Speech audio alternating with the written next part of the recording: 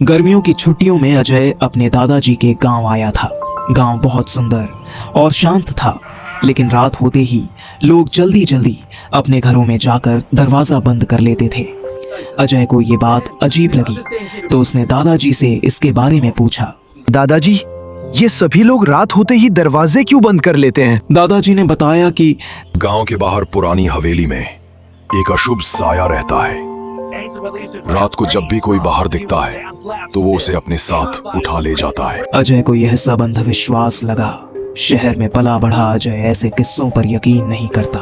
एक शाम उसने अपने दोस्तों पिंकी और राजू से कहा, क्या तुम लोगों ने कभी उस हवेली को देखा है? चलो आज रात चलकर देखते हैं। रविवार की रात जब गांव के सब लोग सो चुके थे, तीनों ने टॉर्च उठाई और चुपचाप हवेली की ओर बढ़ चले। हवेली वीरान थी, टूटी खिड़कियों और जंग लगे दरवाजों के साथ। चारों ओर सन्नाटा था, बस दूर से कुत्तों के भौंकने की आवाज आ रही थी। जैसे ही वे दरवाजे के पास पहुंचे, ठंडी हवा का झोंका आया, खिड़कियां अपने आप खुलने लगीं और अंदर से हल्की हल्की कराहट जैसी आवाज आई। पिंकी ने अजय का हाथ पकड़ते हुए कहा, मुझे बहुत डर लग रहा है, चलो वापस चलते हैं। पर अजय जिद पर अड्डा था। नहीं, हम सिर्फ देखेंगे और लौट आएंगे। अंदर घुसते ही उन्हें दीवारों पर लाल धब्बे और पास ही कुछ टूटे बर्तन दिखाई दिए। अचानक ऊपर से भारी कदमों की आवाज आई। राजू डरते हुए बोला, ये आवाज कैसी है? यहाँ तो कोई रहता भी नहीं। तभी सीढ़ियों से सफेद कपड़ों में एक औरत उतरी। उसके बाल बिखरे हुए थे, चेहरा आधा ढका हुआ और सबसे डरावना, उसके पैर उल्टे थे। पिंकी चीख पड़ी, चुड़ैल! चुड़ैल ने अपनी लाल चमकती आंखें उठाईं और बोली, क्यों आए हो यहाँ? ये मेरी हवेली है। तीनों भागने लगे, लेकिन दरवाजा अपने आप बंद हो गया। हवा भारी हो गई और अचानक चारों तरफ अंधेरा छा गया। चुड़ैल हवा में तैरती हुई उनके करीब आई और उसकी हंसी गूंजने लगी।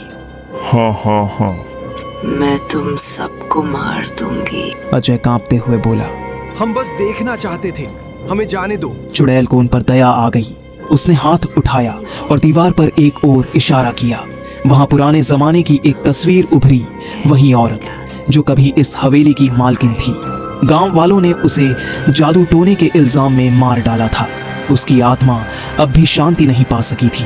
वह बोली, ये हवेली मेरी है और एक श्राप की वजह से जो भी यहाँ आता है उसका साया यही रह जाता है। तीनों डर के मारे कांपने लगे।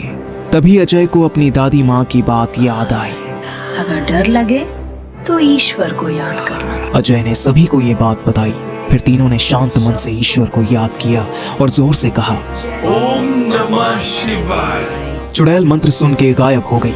हवेली की दीवारें हिलने लगीं और दरवाजा खुल गया। हवेली में चुड़ैल की आवाज गुज उठी, जाओ और दूसरों को चेतावनी देना, इस श्राप को कोई तोड़ नहीं सकता। तीनों भागते हुए बाहर निकल आए। बाहर की हवा अब हल्की थी, चांद ढल रहा था और सूरज की पहली किरण गांव पर पड़ने लगी थी। उस दिन के बाद अजय ने सीखा कि हर डर के पीछे एक कहानी होती है और कभी कभी बुराई भी मजबूरी से जन्म लेती है। अगली सुबह गांव के लोग वहां पहुंचे तो हवेली फिर से वीरान हो गई थी, जैसे कुछ हुआ ही न हो। पर अजय और उसके दोस्त उस रात को कभी नहीं भूल पाए।